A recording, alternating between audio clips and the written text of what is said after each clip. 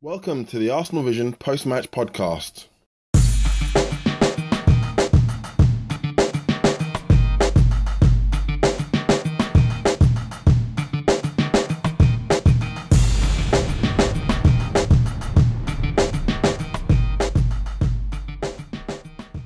This is Mean Lean from arsenalvision.co.uk. Firstly, Merry Christmas to you. Hope you enjoyed your Christmas. In today's episode, we have Paul, Elliot and James talking about our victory against QPR at home and the impressive 2-1 victory away to West Ham. 2 victories in a short space of time is only a good thing this time of year, especially with the injuries we have. It was made even more difficult when we played for 10 men for a decent amount of time against QPR and the players had to dig deep, as they say. Yeah, so couldn't conserve much energy, couldn't rotate as much as perhaps we wanted to. But 2 wins out of 2, you know, 2 wins out of 2 is the best you could ask for, really. And no injuries, of course. That seems to be what we have. Touch wood. Yeah, you know, the victory against QPR, it could have been a lot easier than it was. As I said, we made it hard for ourselves. We weren't at our best, but we didn't really need to be, really. We had the game under control. Couldn't finish off the game, obviously, when it went to 2-1. Anything could have happened, really, but we hung on. And they're not going into too much detail about that because all we needed to do was win that one. Well, West Ham, I really enjoyed that game. The reason partly why, not just because of our football in patches, but it was nice to see a first choice back four, or almost first choice back four. At least we had 2 centre backs, you know, a right back and left back, rather than, you know, chopping and changing as we have done all season. It's not been many times we've had to actually played more or less a full strength back four. The only question mark would be like Monreal over Gibbs, but you know, we were pretty tough, and having Matthew Flamini and Francis Coquelin ahead of them as well, you know, that's quite a strong unit. Not only that, but having Welbeck and Sanchez in your team, you've got, you know, 2 hard-working strikers in attack, pressing and closing down. So I expected our defence to be much improved, and I thought it was. What I thought was quite noticeable was that every high ball that went into the box, our keeper went for the ball and went to claim the ball every time. And I think that was intentional. It seemed to be anyway. I think that was to stop the threat of Andy Carroll. And obviously playing against a Fat Sam team, that they're going to be putting a lot of balls in the box and trying to get knockdowns and in and amongst us that way. So I thought we dealt with that really well. I thought Bokoshiouni, Swoon and Per Mertesacker were really good in the air, and Debussy as well for the most part. Obviously he lost out to the goal, but he's really strong in the air. I think the stats prove that as well. So yeah, against that sort of team we're going to be under a lot of threat in the air, so we done really well with that. But what I liked about that was that West Ham had quite a lot of the ball, put a lot of pressure on us, but we defended really well as a team. And even though we weren't in the game going forward, we felt strong, and you thought, you know, if we can hold out through long periods like this, then we're going to get, there's going to be a time in the game where it turns in our favour. We get the ball and we cause them problems, and that's what happened. I don't know why there's a big question mark on Santi's penalty. Like, West Ham players were furious, and like even Match of the Day and Sky and stuff, they're like questioning it. Well, surely, you know, he hit it against Reed. Reed stuck his leg in the air. You can see it quite clearly. He's holding his leg in the air to stop him from running on. He trips him over. So why is there a question mark about that? Isn't that just obvious? But and I missed out on the Alex Song strike as well. Question marks on that as well. It's gone through the striker's legs, like to go in the goal. Surely he's interfering with play. You can't have a strike go past one striker right next to him and through another striker's legs and expect that to be okay. He's offside. That's it. That was an Arsenal attack, and Giroud jumped over Alexis's shot or something, it'll be offside. Why is it a big thing? I don't know. That annoyed me. But yeah, 2 really good calls. I mean, you know, I say really good calls. They were the right calls. You know, it seems strange now that we like get excited and applaud the right calls. That's what it's been like in the Premier League this year, or a lot of years. Like, yeah, there's a right call. Well done, official. You actually made the correct decision. You done your job. But yeah, maybe I'm biased, but a lot of decisions like that seem to go against us rather than for us. So I get kind of excited, and I do a little dance whenever there's a right decision. And Yeah, I thought we played the game really well, defended well, and when we had the ball, we broke quite effectively as well. We scored a second goal, and at 2-1, we really should have finished the game off. And players like Ox and Welbeck have really got to become more clinical.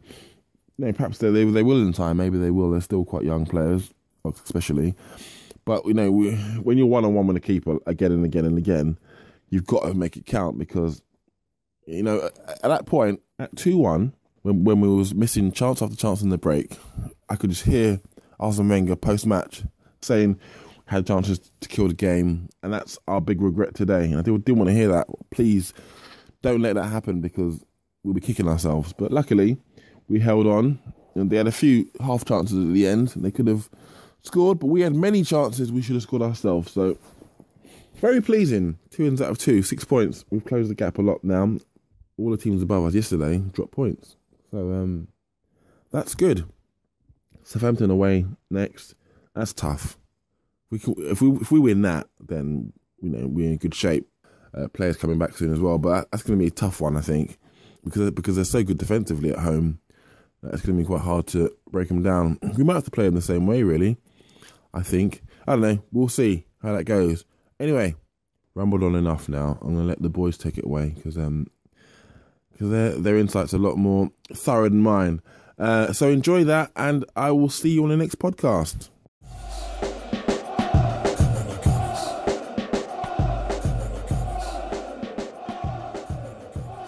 Santa leaves 2 victories under the tree for Arsenal. We are coming to you almost directly after the West Ham victory, but we are also going to cover the glory and extreme enjoyment that was the QPR game as well.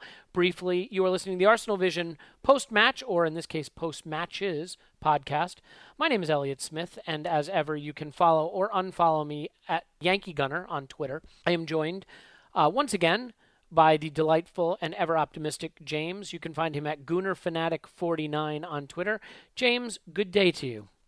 Hello. Happy holidays to the both of you. And the same to you. And I am joined once again by the man who continues to do things in his pants.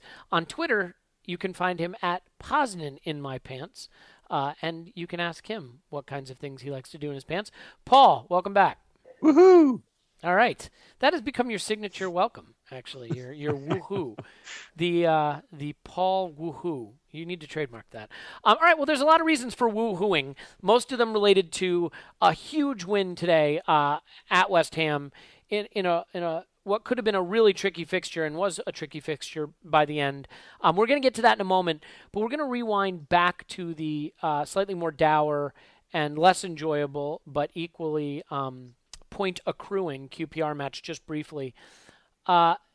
Paul, just start with you just really quickly, since I don't want to get into the minutia of QPR. Anyone who stood out for you as brilliant in the game, and anything you want to add about the Giroud red card? For you, was that a game that was worth analysis, or sort of a situation where during a busy period you just be thankful for the 3 points, be happy you got away with it and move on? Given that we've another result in the meantime, I've definitely moved into the moving on and just kind of what are the hangovers from it. And the hangovers, of course, are the extra 3 points. Thank you very much. Mm-hmm. And the Giroud red card, which cost us heavily that game in terms of energy expenditure and game management. I think Arsene said it was 40 minutes. I don't know if that was quite right, but we'd a good chunk of the end of that game working super hard. And I hope it doesn't cost us over the 4 games. QPR now, today's game and 2 more to go. Southampton away is going to be tiring. So for me, the energy expenditure, and in terms of the player personnel who stood out, obviously the one that hits you in the face is Rosicky coming back. We've all been saying where is he between little niggly injuries and just been on the bench, and he said he wanted to show the boss that he should be picking him, and he had a heck of a game. Probably the only, I think it's fair to say QPR weren't brilliant on the day. They were maybe a quarter of a, like all these teams, they do try, but they were maybe a quarter of a yard off for most of that game. It wasn't until we went, even when we were down to 10 men, we still gave them a damn good run for the money. So, Rosicky certainly had a game and a nice goal, and he came in instead of Oxlade-Chamberlain, who came back fresh today, and so that was a nice little bit of rotation. And when you look at the game today, we maybe had 3 or 4 players who were fresher than they would have been coming in today. So, it's a 4-game stretch. The reason to talk about QPR is it's part of a set of 4 games, but now we're on to the next one. Absolutely, yeah. I mean, James, obviously, the Giroud red card was a crucial moment in the match. Interestingly, I wonder, had Giroud not been red carded in that match, would he have started against West Ham, and how that might have impacted how we set up and our result against West Ham. We can get on to that when we get to that game momentarily. But just really quickly, how impressed were you by Rosicky, who now is back in the Phantom Zone? So he got out for his 1-day furlough. What did you think of Alexis Sanchez, missing a penalty but having the character to step up and provide really 2 decisive moments in the match? And overall, for you, was it a case of just getting out there with 3 points, or do you think there was more to that game than that? Yeah, I mean, much like Paul said, now, especially with the 3 points in the bag from West Ham, you can look back at the QPR game and just be glad to have come away with 3 points at home. It was great to see Thomas back in the side. He was full of energy, looked like he was really trying to prove a point, and he was definitely one of the better players on the field. I think Arsene said that he was out of the squad today just because he picked up a slight tightness in his groin when he came off.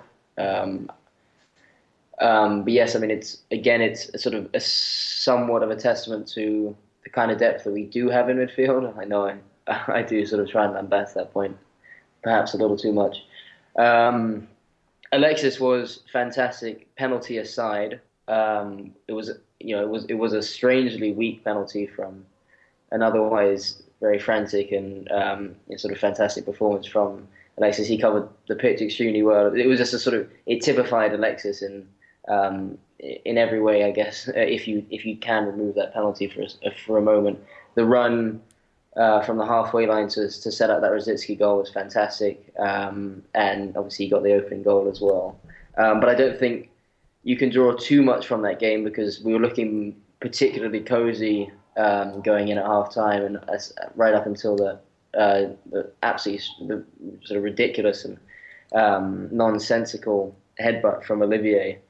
And then that really turned the game on its head. But I think it's a testament to the team in some regards that even at 10 men, up until we conceded a non-penalty, that we still looked the better side. And then after that moment, we showed a level of resilience that sort of continued on into the game against West Ham.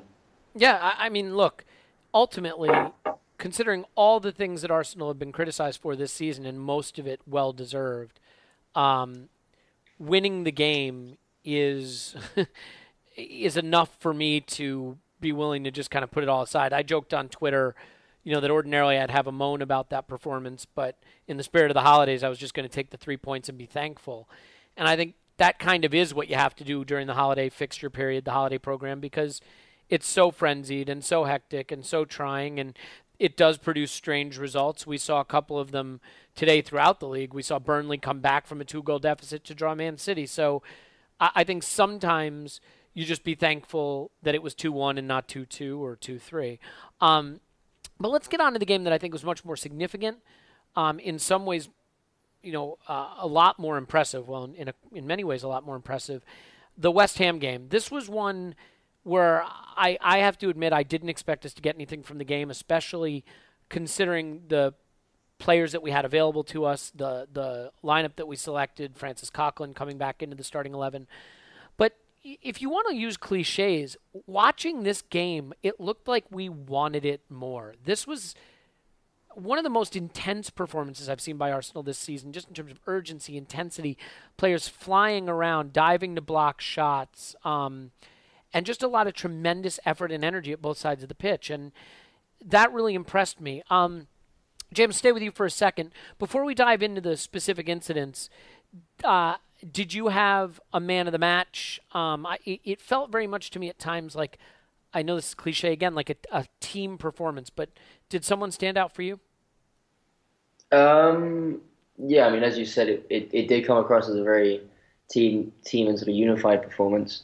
But for me, Santi came across as the man of the match, just in a lot of the key moments in the game. And in the final third of the field, he was the one that a lot of our play was dictated through his little sort of twinkly toes for finding that yard of space in very tight areas. He looks, he has looked to be on top form over the last couple of games, and it was great to see him continuing on that form again today. There were definitely a few other shout-outs for. It was great to see Coquelin back, for example. I thought Mertesacker was. There was that one moment where was it just before they scored that defending header when Carroll was coming in at the back post and looked certain to score, which was fantastic. He didn't look the all-encompassing centre back, or the sort of the potent centre back we've seen in the past as such, but he certainly looked a lot more comfortable and a lot better alongside Coquelin. So I think that was one of the most promising things to see, and certainly a shout out for Coquelin, who I think we were all a little surprised to see in the lineup, and you put in a very good shift. Yeah, I think right now, if you're listening to this at home, you need to insert some kind of cock pun, and then just pretend we're making that pun for the rest of the podcast so we don't have to do it.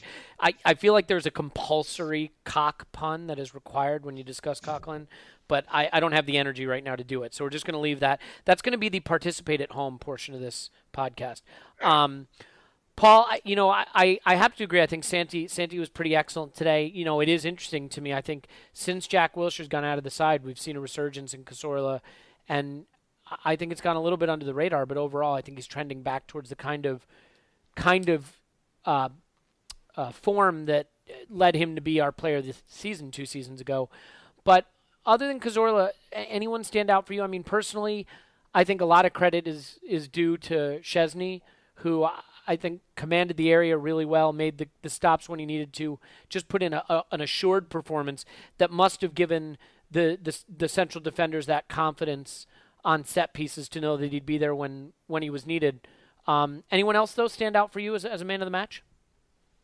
Yeah, I mean, Szczesny was very front-footed in terms of goalkeeping, as you say, highly proactive, and you match that up with Koscielny and with Coquelin from the back, and all the defenders across the way, but those three really kind of set the pace for. And to come back to a point you made a little earlier in terms of what what was different about this match when you compare it to the Stoke game, where again we were up against a physical team who decided to come at us. You can remember Arsene complaining about how we were kind of second every ball, lost every tackle, weren't up for the challenges in the air. And this was the counterpoint to that Stoke game. Of course, the huge difference is going a goal up versus going a goal down. And there was a little bit of luck involved in this game, which I'm sure we'll come to. But overall, if you just look at it in terms of our energy, we were, completely different approach, completely different mindset, far more proactive. And, those players from a defensive standpoint set the tone. And then up front, you had Chamberlain well in form. Sanchez, of course. Santi was great, my man of the match too.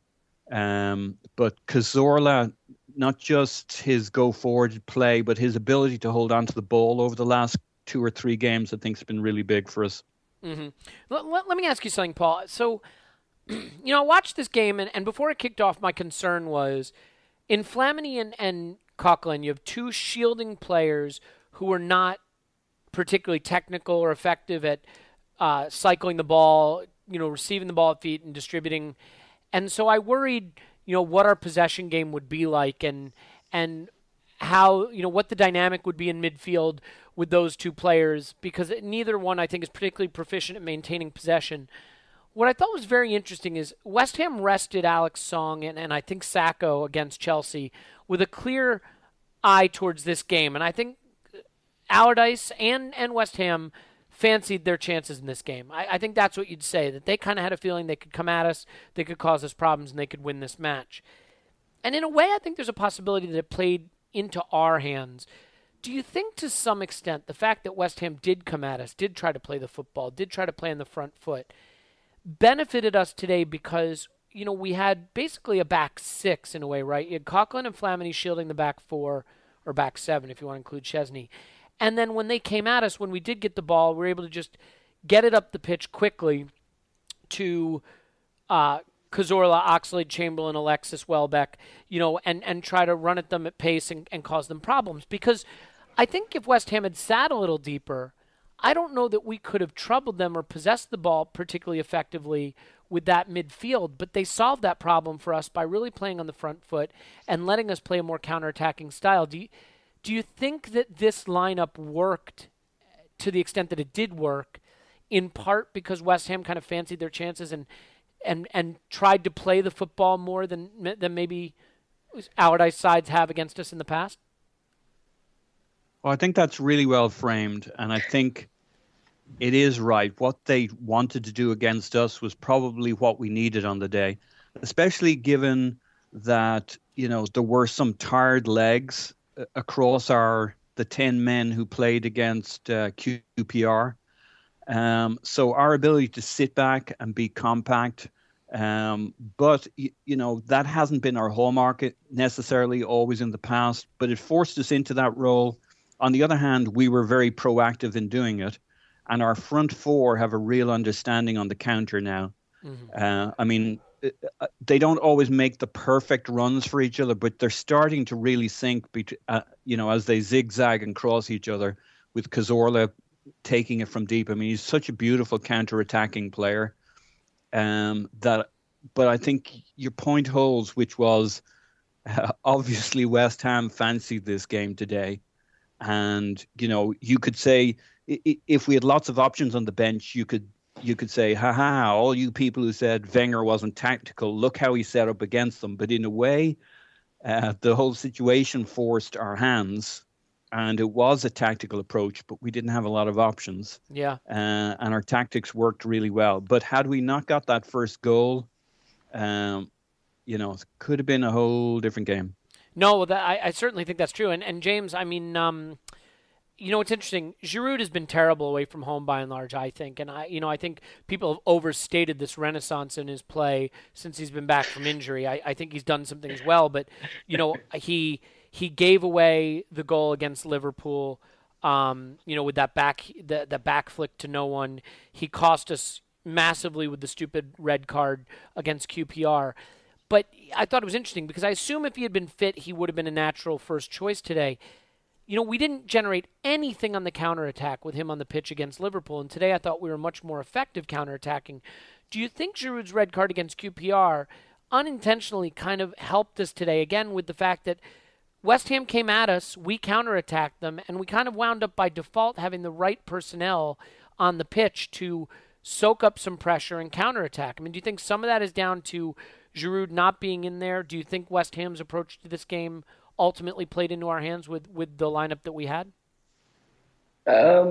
Perhaps somewhat. It's very difficult for us to guess, sitting on the couch, how exactly we would have shaped up had Giroud been around and with him in the lineup, whether the performance would have been all that different. Do you think we could assume that Cazorla would have moved back into midfield and we would have had Chamberlain, Flamini, and Cazorla and not had the two shielding players in Coquelin and Flamini? Perhaps. We could still have played Chamberlain in the middle with Podolski or Walcott out wide. I don't think we were completely coerced into Coquelin and Flamini being put into the centre of the midfield. Although I do agree that the options were limited. I don't buy into the fact that Giroud has been terrible away from home. I don't think he's actually had particularly many away fixtures this season at all. I can think of the Everton game where he came off the bench and scored. Even in the Liverpool game, the one positive that we did draw was Giroud finally coming up in a big game and finishing what could have proved to be a particularly incisive goal. And certainly was decisive in getting us a point and could and should have certainly been 3. But that aside, what I do agree with is that with him out of the side, it meant that we had a front three that was full of pace, full of energy. Alex, as Paul mentioned, was in particularly good nick, and that assist for the goal in particular, and there were various runs he made in drives, dribbling past a couple of men and creating that space on the counter, which played very much into our hands. That being said, going back onto your former point of whether the way in which West Ham set up played into the way that the lineup that we had out going out into Upton Park, I think you could also somewhat rephrase that and say, well, given the knowledge that Song and Saka had been rested against Chelsea, and given the kind of confidence and swagger that Big Sam, if we call him that, seemed to have going into this game, it seemed pretty clear for most spectators, and I imagine Arsenal, etc., that West Ham were going to really come at us in this game. And I think there's certainly strong arguments to be made that we actually set ourselves up in the way in which we set ourselves up. Given that was something that we certainly need to give Wenger credit to. And you can go both ways, can't it? Because from a West Ham's point of view, you can say, well, given the setup that we had, perhaps they should have approached the game slightly differently. Mm-hmm. And sure, if you want to take what I would deem a slightly pessimistic look on that, then perhaps West Ham did play into our hand as such. But I think also there's you can flip the coin and perhaps commend the manager for what was in some regards a slightly different tactical change, perhaps given the limited options, and seemed to work quite well given the final whistle. No, I think that's fair. I mean, I want to get to the quality of the performance in a moment, and I think there were very different performances first and second half.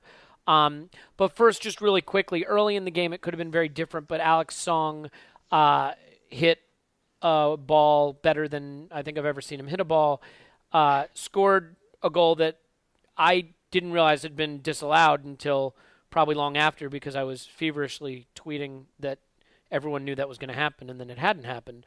But not that we need to dive into this particularly in depth, but I'll just get your quick take on it. James, I mean, I think it was the correct call, albeit a call that often you do not get.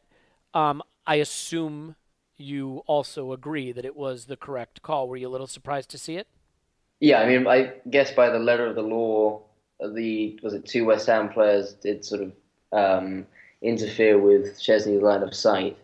I was very surprised by the call, because one thing's for certain is I don't think, had those two players not been there, that Szczesny was getting even close to that, impeded or not. And it certainly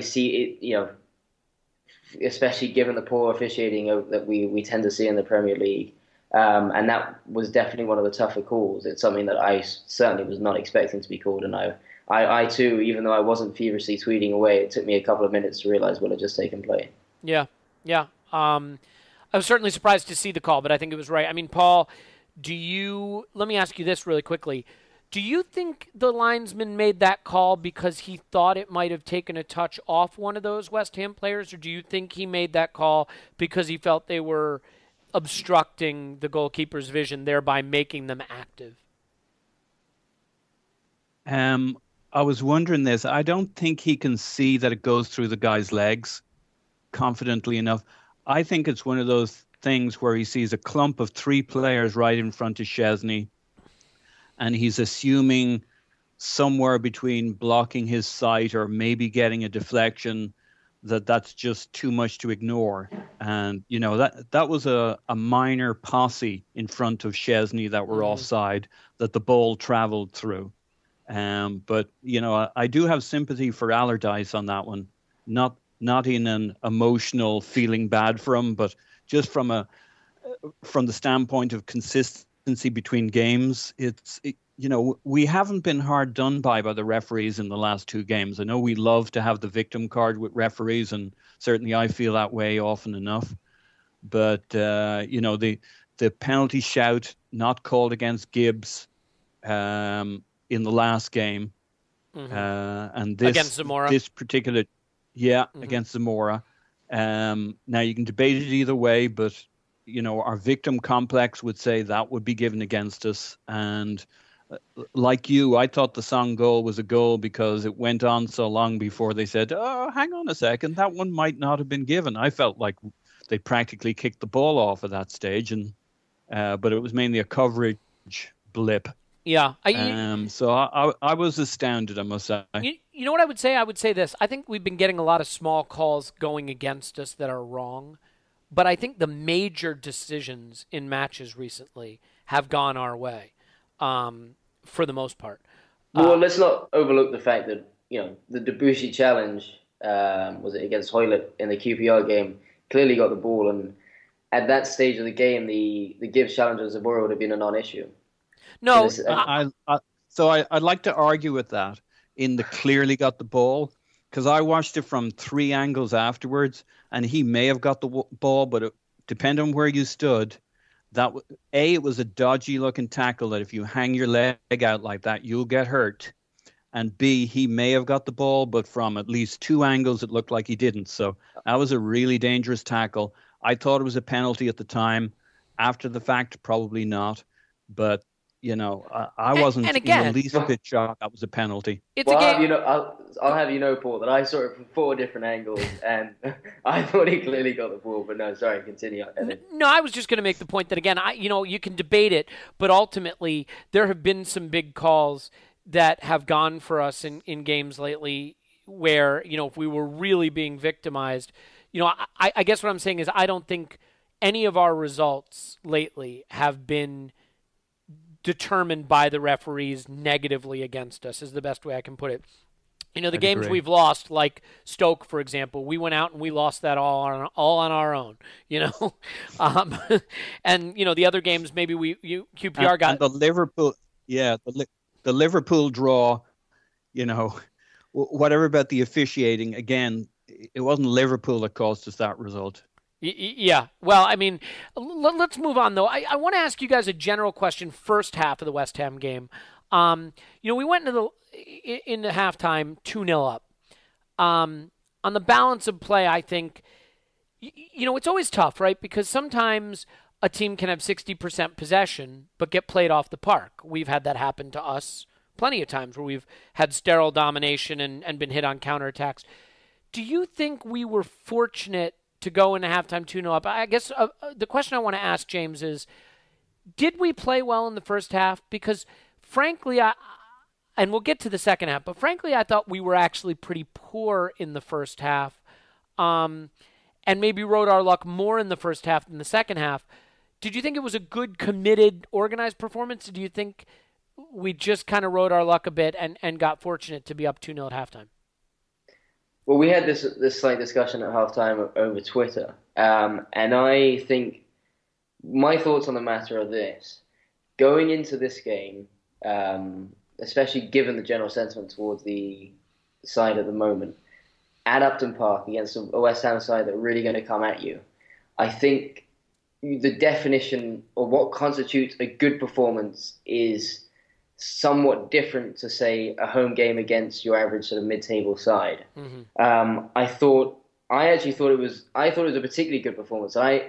Despite the number of chances we created in the second half, I thought it was a better performance in the first half than the second, just in the way in which the game played out. Because first of all, I think most of us will agree at least that we weren't expecting to get much from this game. I was certainly of the opinion that we dropped at least 2 points.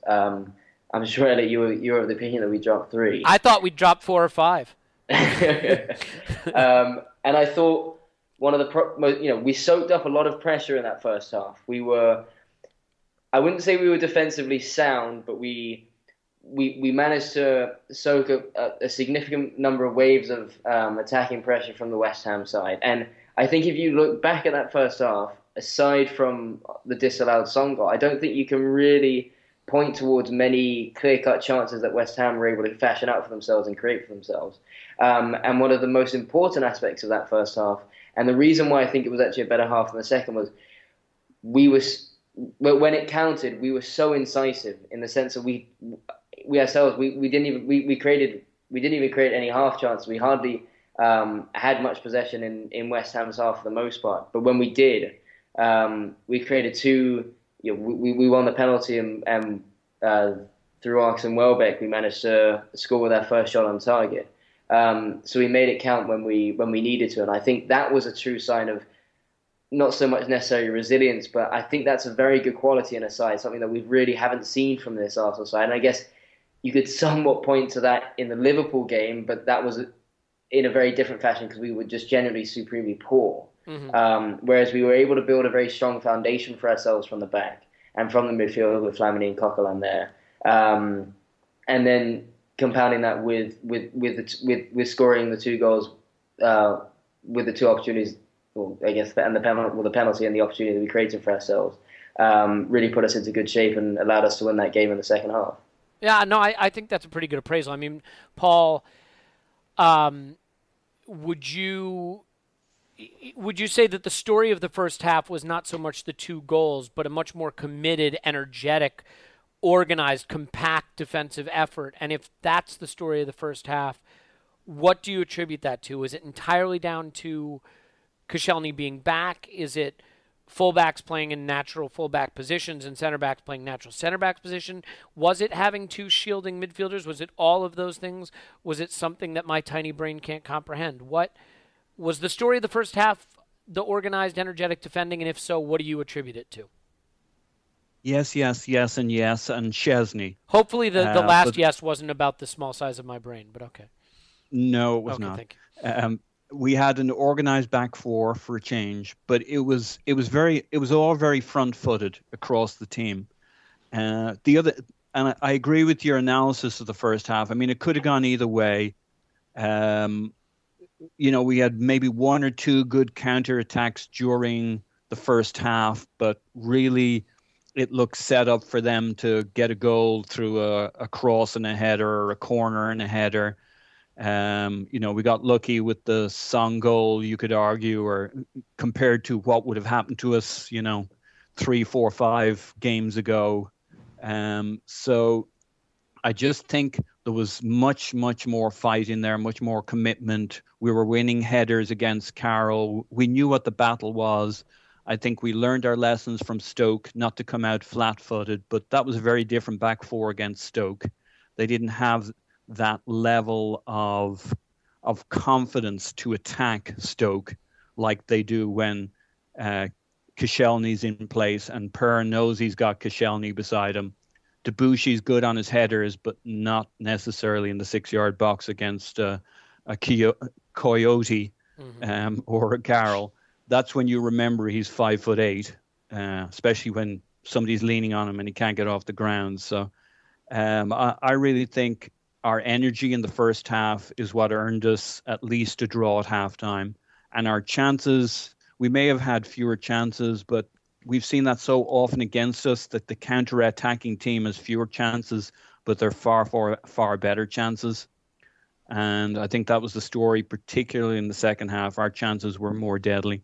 Yeah, I mean, that's certainly the first half story summed up, but the second half was a very different story in a lot of ways. And this is where I think there's room for a lot of praise, but also room for some analysis and maybe even some good old-fashioned criticism, which, gets my blood pumping. So let's dive into the second half. This is a game we could have made a lot more comfortable if we had finished chances, and I thought we did some particularly impressive counterattacking. I thought we created some particularly impressive openings. I thought Alexis Sanchez was his typically determined and hardworking self and actually prized open a few opportunities. But ultimately, we weren't able to take any of them. And everyone was guilty of profligacy, from Oxlade-Chamberlain to Alexis to very particularly Danny Welbeck at one point. This is becoming a bit of an issue, I think, is where the goals are going to come from for us and finishing and who, being able to depend on our players to be clinical in front of goal. I mean, I thought Cazorla, maybe it's a little hard on him, but he had a shot from the edge of the box that was well saved, but I thought he could have placed it a little better. Their keeper certainly was playing a blinder at times. But, James, are you at all concerned with the lack of finishing, the lack of ability to put away the chances in the second half? And in particular, I know we got a goal, but are you worried at all about Welbeck, who arrived at the club with sort of, I think, a cloud over his finishing in general, and maybe is reverting to type a little bit, spurning a few too many chances in front of goal now? A little bit. I think the thing with Danny is, as comes with most new signings, is there's a little hype that sort of surrounds a player that doesn't necessarily combine with the past history of what he's actually produced at United. And so for me, especially given that one of my closest friends is a United fan and we tend to talk football a lot, I've always been of the opinion that what Welbeck adds to the team is that physicality, that pace, that industrious work ethic, and that very much that sort of team-committed performance with a few goals here and there, and can certainly cause defenders issues from both his heading, his height, his physicality, and to a certain degree, his pace and his finishing. But the one area he does lack is being that consistent, cool-headed killer, so to speak. And I'm not sure if that's something that can maybe still come with age and experience and being around someone like Arsene, who's coached many great in that regard.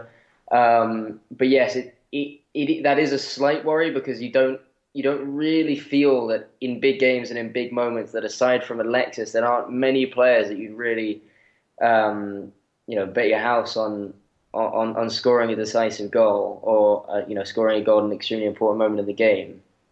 Which is why it was quite promising to see Giroud finally put one of those away against Liverpool.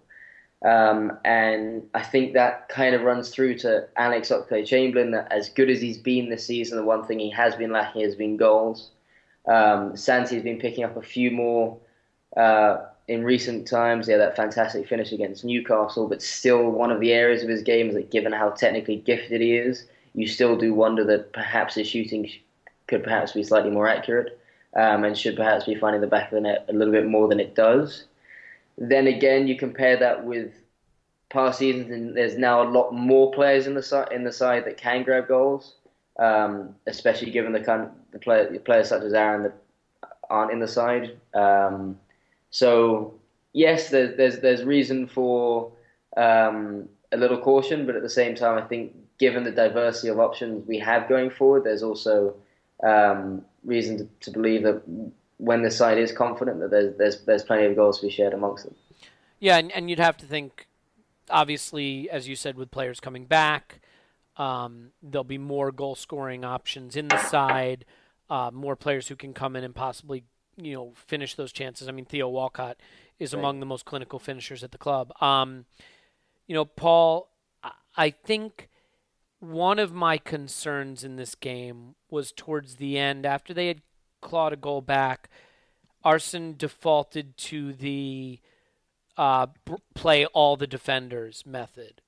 The bring on Callum Chambers, bring on Kieran Gibbs, see the game out.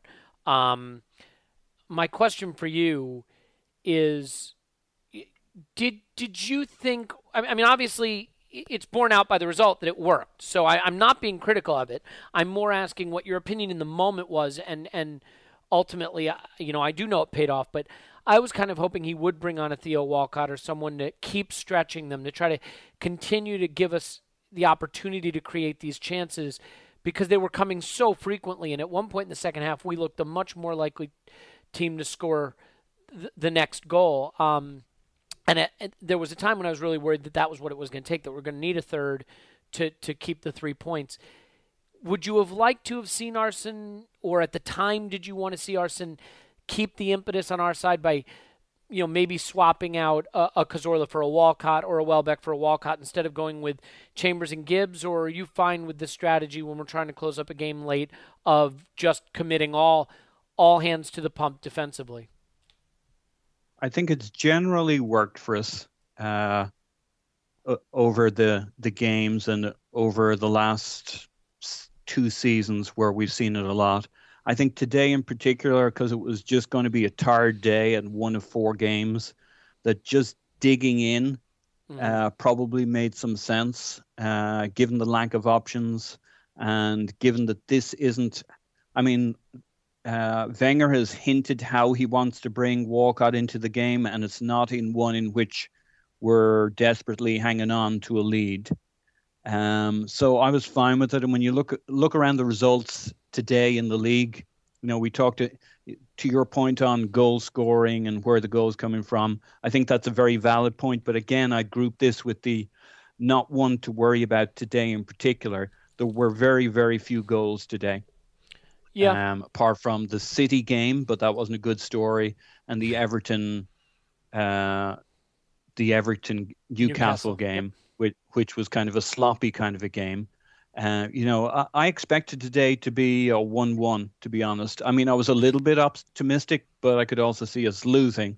And I kind of thought today wouldn't be a game we'd be very happy about. We'd look tired. We'd look off the pace a little bit of a hangover. And we were the opposite of all of that. So, I think it's one of those days where you say, hey, can't question the result, can't question the performance really and the energy, can't question our luck, can't question the referee. Yeah. It kind of all fell our way. I do think you made two good debate points, but probably not today to judge them. I think Arsene got it right today. Fair enough. And yeah, go ahead. Sorry. Well, you know what? All things considered, it was a fucking good game of football. Yeah, I mean, that bastard neutral they always talk about. The neutral must have loved this. I mean, my wife sat through this. She usually doesn't like to because the nervous energy coming off me is enough to give someone heart palpitations. But she really enjoyed it as a spectacle, which I think says everything. It was a cracking game of football, and I think both teams really went at it, and we were the better team on the day. I mean, in the end, I think Walcott may have gotten in the game if it had stayed 2-0 a little longer. I think the game was starting to get stretched, and I think we were going to see Theo come in, possibly to replace an Alexis or a Welbeck. In the end, he did not come in. James, what do we make of the Theo Walcott situation now? I mean, until he comes in and gets some minutes, I don't know that he'd be in line to start. He is such an important player for us when he's on form. Were you disappointed, obviously, that he didn't get in today? And when, if ever, can we start integrating Theo back into the side? Because, when we talk about not being clinical in front of goal, there's a player who changes the way teams have to defend against us, but also tends to finish chances when they come to him. I'm disappointed from a selfish point of view because I love to watch him play. Me too, yep. I think in some ways, especially with the benefit of hindsight, given especially in the last two games that we've come away with the needed 3 points, that I'm actually quite glad that he hasn't actually been thrown into the games in these last few matches, for the main reason being that given the long layoff he's had and given the number of injuries we've had, thank God he hasn't had to be rushed back into the side. At least we can be pretty certain that once he does get on the field, that he's been given the adequate rest or the adequate amount of time for him to really, get his fitness up to speed, get his legs and all his niggles and everything to a certain degree as good as we can hope for before he actually starts playing a few minutes and starts playing the full 90. And I think also, given the hectic period we have, Wenger is able to point towards the Hull game on the 4th as a definite game in which he can pen Walcott in as probably starting. So from his point of view, once again, as Paul mentioned, it seems like the only time he'd really be willing to bring Walcott in is with at least a 2-goal cushion, in one in which the game opens up naturally more because you've got the opposition side desperately trying to bag at least 2 goals, and there's that slight, there's a little less pressure closing out a game in 20 minutes with two, obviously with having a 2-goal cushion over a 1, in the sense that you're not having that sort of perhaps consistent bombardment where just loading up your own penalty box with as many defenders as you can, which seems to be Wenger's tactics for the last 10 minutes these days, is perhaps the way forward. So I think, I doubt we'll see him against Southampton purely because I can't see him starting, and I just don't see that being a game in which we're going to be taking a comfortable lead going into the last 20 minutes of the game. But Hull is a week from today, and hopefully that will be at the Emirates. He'll be able to get a starting berth and show us what he's got after at least about a year now out of the game. It'll be almost exactly a year, because I think his last full game where he left with the injury was this round of the FA Cup against Spurs. So would be a great chance to reintroduce him. Paul, anything to add on that about Theo? I mean, selfishly, I think we all wanted to see him. Do you think maybe he was planning to come on at 2-0 as the game got stretched and then the goal changed the manager's mind? I think that's right. I think you guys covered it well. The one thing that does strike me about Theo is he's gone from the player that no two Arsenal supporters could agree on to the player that every Arsenal supporter agrees on. Yeah. He's now... It's the Diaby syndrome. Yeah. But I do think it's earned, and he earned it before he left us. But perhaps his time off has only put a kind of little halo around him. He's still going to be walkout, and he's still going to be frustrating for Lar. I'm just warning anybody listening here. I'm a long-time Theo lover, but he's going to frustrate you for a lot of the game because he's not going to be as tidy with the ball or as busy maybe all over the pitch as our three current starters. The difference for Theo now, though, Paul, and I think this is one reason I'm really excited to see him. I mean, teams had a way of marking Theo out of a game. Alexis Sanchez, with his ability to dribble, commands so much attention. I think it's going to free up some spaces for Theo he never had before Sanchez was there. And I think, when you, especially when you get an Ozil back who can pick that pass, and so they have to watch the space in behind, but then you have a Sanchez who can beat two guys off the dribble. Suddenly we have complementary options. I think the pieces start to fit together really well. I think that's a great point, and kind of maybe the counterpoint or the other side of the coin with that was, I wrote a piece. I know plenty of other people talked about it and wrote bits on it, but the Theo-shaped hole, the way the whole team kind of drifted up into that right-hand corner in terms of any heat maps, everything, when we had Sanya behind him, everything seemed to go up that right wing. And now, as you say, it's going to be very interesting to see it, and I can't wait to see it, given the options, given the fluidity you have with hopefully whoever the other two players on that front line are, Sanchez and Giroud or whoever. It's going to be really interesting to see what the shape of that attack looks like. Theo can be pretty deadly from the left wing. He can be very Henry-like in his finishing coming from the left wing too. So it's going to be very interesting. It's going to have to be on that field. He's going to have to maybe push Oxlade-Chamberlain off the field or into midfield. He's going to have to push Welbeck out.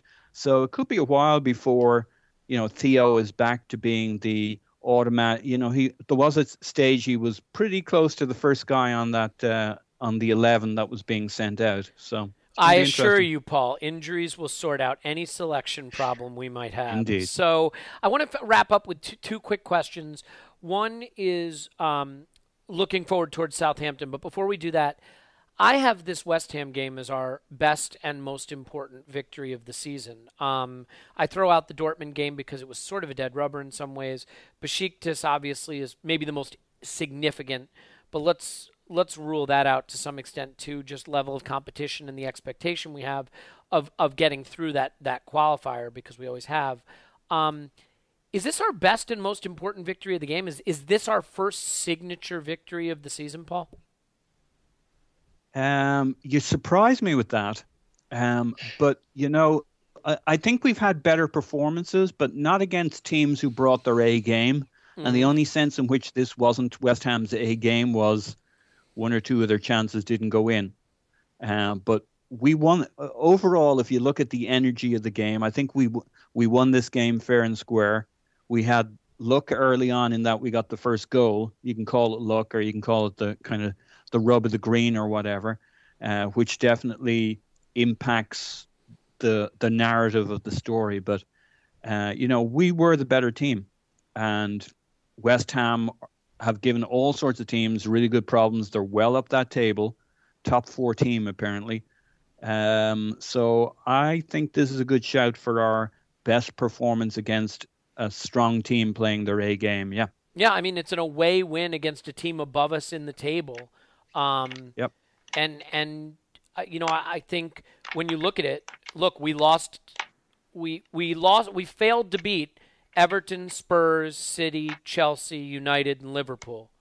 We did beat Southampton at home. We also lost to them in the cup. I mean, I don't know that we have a league win that's more important than this also, because if you lose this game and, with Southampton picking up some points against Chelsea, if West Ham beats you here and, you could have gained ground on Liverpool and United and, and Spurs and you don't, suddenly you start to look at top four and you say, we just can't get any momentum going. But you win today, you move past West Ham, you get closer to Southampton, you gain ground on all the other top four rivals, plus you even nudge a little closer to the top, especially heading into another difficult away game. I just don't know that we've had a bigger result in a critical spot than this. I mean, what about you, James? I mean, is this our most significant and impressive result of the season? I think so, yes. I actually think it's definitely our best performance. Mostly because of the opposition we faced away from home, given the form that they've had at Upton Park. It was their first loss in 8 or 9 games at Upton Park this season.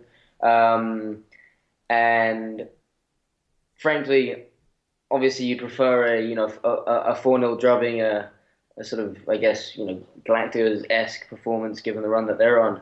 But that's unreasonable to expect, especially in the context of the recent performances that this Arsenal side have been putting in.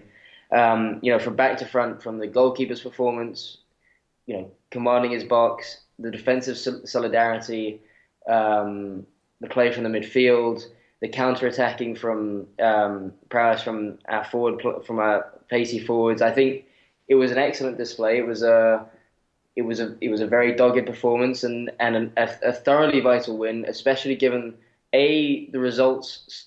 I don't think anyone in the top 7 aside from us got 3 points today. So we've climbed on everyone, and thrown in amongst the hectic festive schedule following a one-day rest against QPR. I think it's and the amount of energy and the commitment that we were able to show with those things considered was fantastic to see, and it can only but give us confidence going into Southampton and the future games ahead. And I think I don't know the record exactly, but over the last 7 or so games, we've now only beaten in 1. So performances aside, we're starting to show some levels of consistency in it. There are to a certain degree signs of there being something there, which is certainly promising.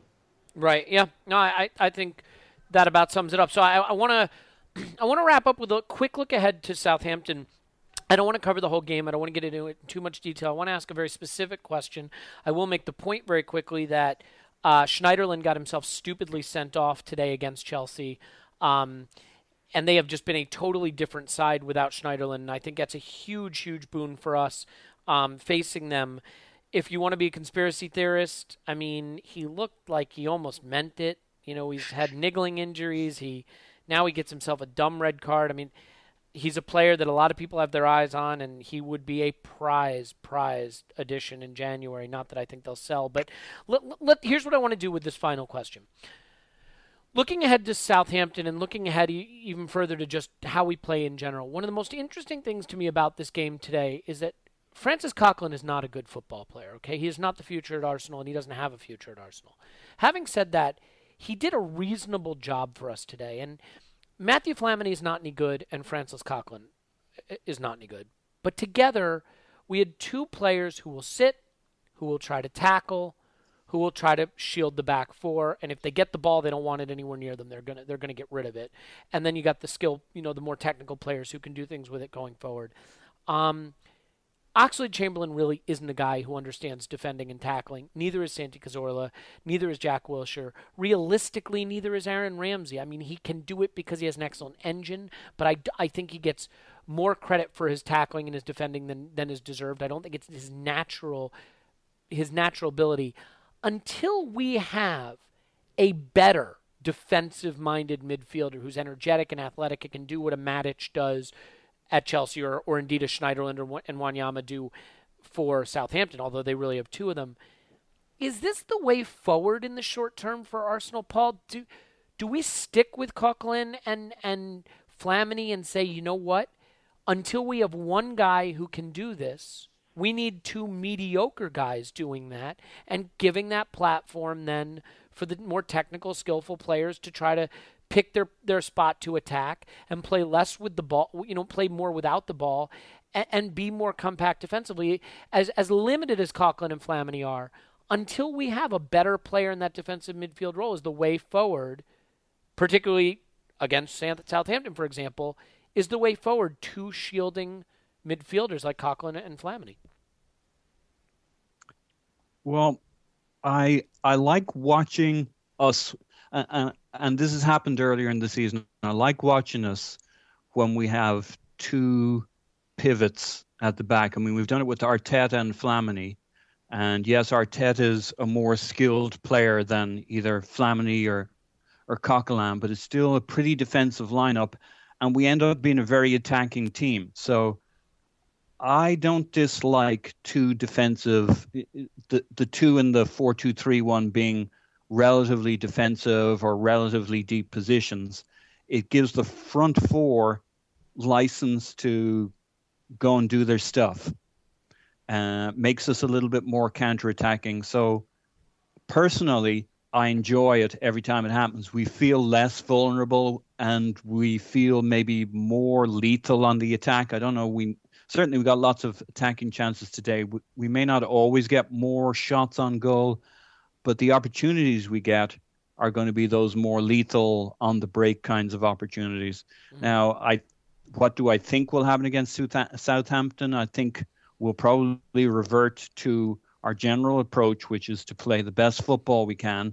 Maybe bring Rosicky back in and see. I don't know. So who else is coming back in? Either you guys. It sounded from Arson that this was still pretty much it, that we're not really expecting anybody else to join the first 11 quite yet. So no, I mean, if you're only adding, I was just going to say, I don't think there's any major additions. I think, could Walcott start? Arguably, he could. I mean, if Rosicky is over his groin-related issues, maybe, but I think this is basically it.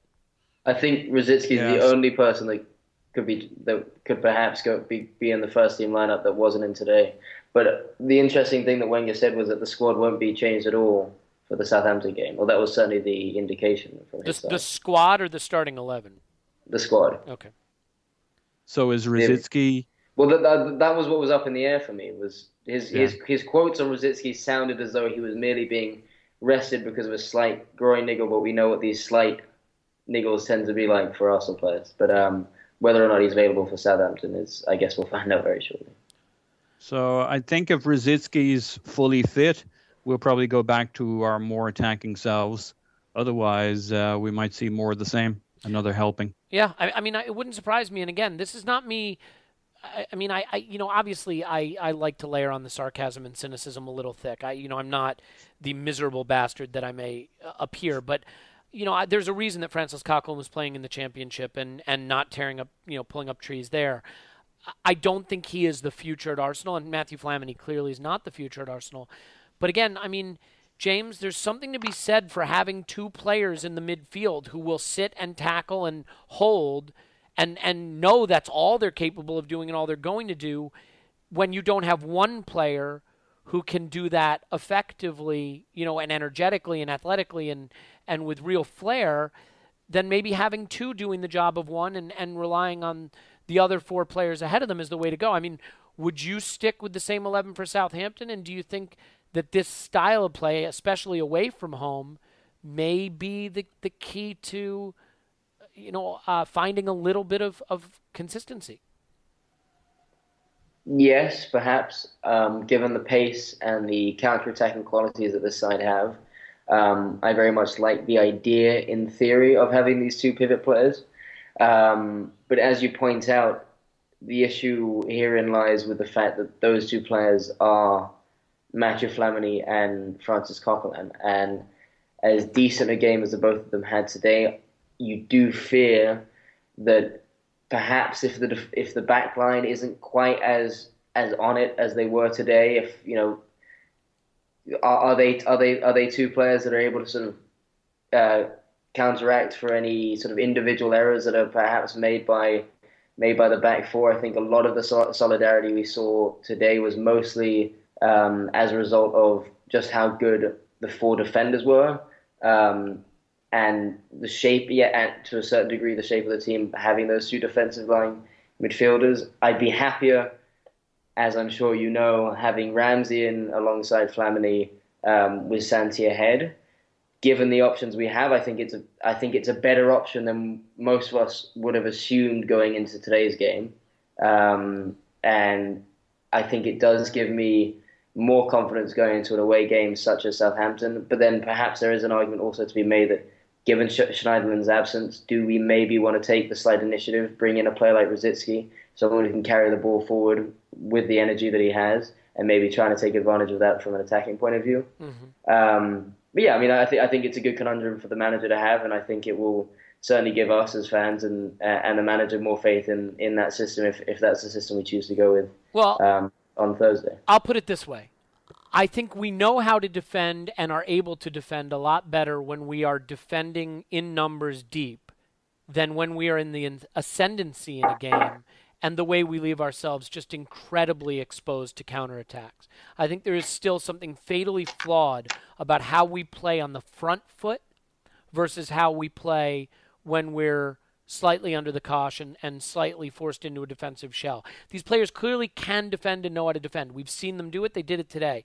When we attack and have possession, there's something that still seems flawed about the system, and it may just be that we don't have that right defensive midfielder. And so maybe the key to solving that problem is just an extra man, an extra body, someone who does it naturally. And today it was Coquelin.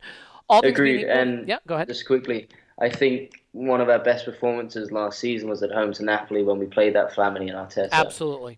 Pivot in the midfield. So, yeah, I mean, there's certainly a lot to be said for playing that system and adding that added defensive solidarity into a midfield that is otherwise lacking that big physical defensive midfielder that we're all craving for. Yeah. Ironically, I think some of our best runs of form over the last 2 or 3 seasons have been when we've not been as fluent in attack and have gone back to the drawing board a little and played a little bit more without the ball and counterattacking. We better leave it there. We've gone on long enough, but certainly a pleasure to dive deep on a big win, and a win that I think we're all feeling fantastic about. Next up is Southampton on New Year's Day. If we are all sufficiently surviving our hangovers and you, the listener, are surviving your hangover enough to tolerate us, that will be the next time you hear these dulcet tones, and hopefully we'll be discussing another key victory that would move us well into the top 4 and potentially level with United, depending on how results go. So I think we can safely say the race for top 4 is back on. Anyway, we'll leave it there. But once again, as always, we want to thank James, who you can follow and should follow and must follow on Twitter at GoonerFanatic49. James, thanks for being here. Cheers, Elliot. Pleasure as always. The pleasure is, as always, yours. And once again, wonderful to be with, metaphorically speaking, as I am not physically with him. But Paul, you can follow him on Twitter at PosnaninMyPants. Paul, a pleasure as always. Woohoo! There it is, the signature woohoo. And of course, James, I'm kidding. The pleasure is mine, certainly not yours by any stretch of the imagination. My name, once again, is Elliot Smith, and you can follow or unfollow me, depending on your opinion, at Yankee Gunner. Until next time, I wish everybody a very safe and happy new year. Up the Arsenal, and we'll talk to you after Southampton. Woohoo!